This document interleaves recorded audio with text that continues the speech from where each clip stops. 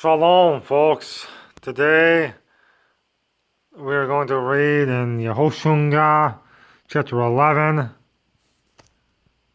Shema Yisrael, Yehovah Eloheinu, Yehovah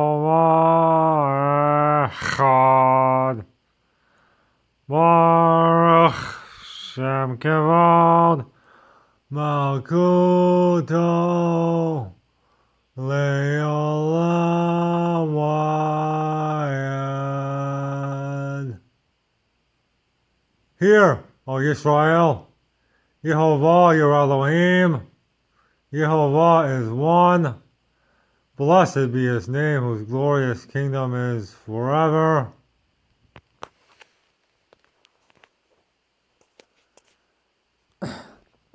Joshua 11.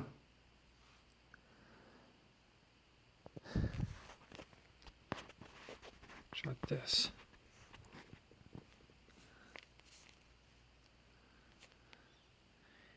And it came to pass when Yavin, king of Hazor, had heard those things, that he sent to Yobab, king of Madon, and to the king of Shimron, and to the king of Aksaph, and to the king of Akshaph, and to the kings that were on the north side of the mountains and of the plains south of Kinnerot, and in the valley, and in the borders of Dor on the west, and to the Canaanite on the east and on the west, and to the Amorite and the Hittite and the Perizzite and the Jebusite in the mountains, and to the Hivite under Harmon in the land of Mizpech.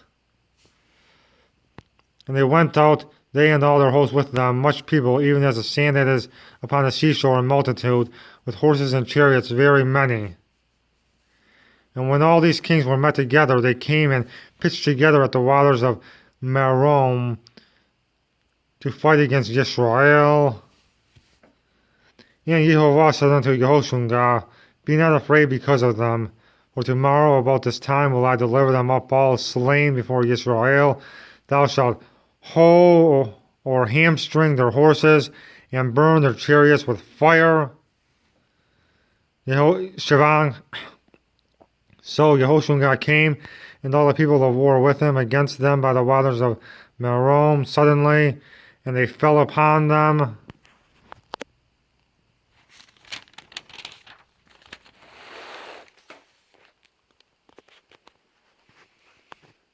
And Yehovah delivered them into the hand of Yisrael, who smote them, and chased them unto great Zidon, and unto Mizraphoth Maim, and unto the valley of Mizpeh eastward. And they smote them until they left them none remaining. And Yehoshua did unto them as Yehovah bade him.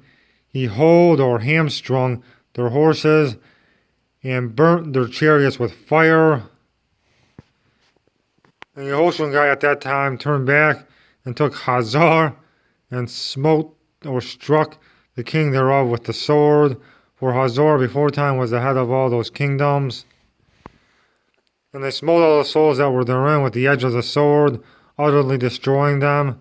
There was not any left to breathe. And he burnt Hazor with fire.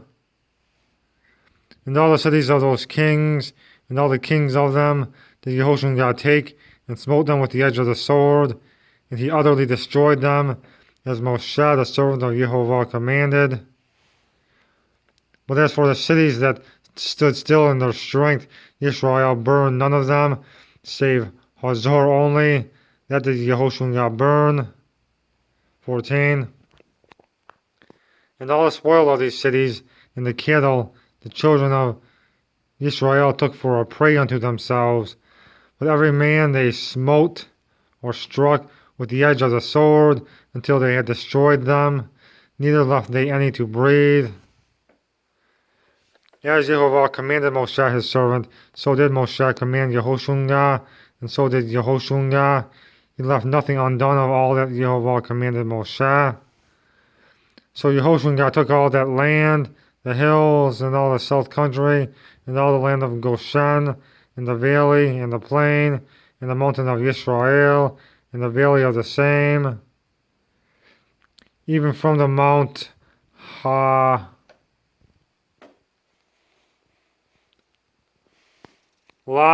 that goes up to Seir, even unto Bangal Gad in the valley of Lebanon under Mount Hermon.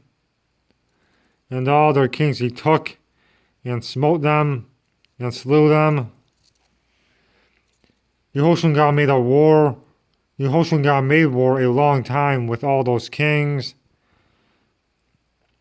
There was not a city that made peace with the children of Israel, save the Hivites, the inhabitants of Gibeon. All other they took in battle.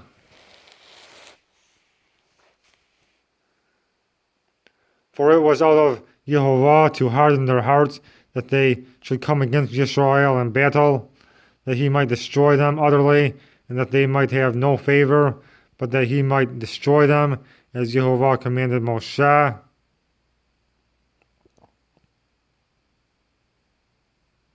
(21) And at that time came Jehoshaphat and cut off the Anakims from the mountains, from Hebron, from Devir, from Anav, and from all the mountains of Yehudah, and from all the mountains of Israel.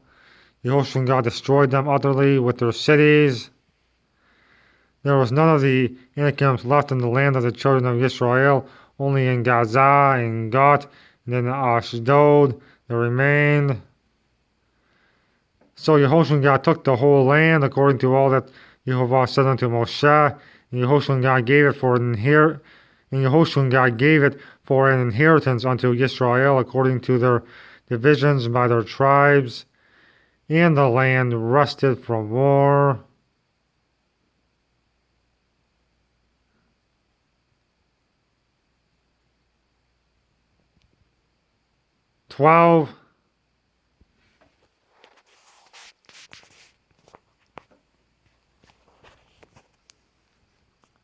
Shalom, folks.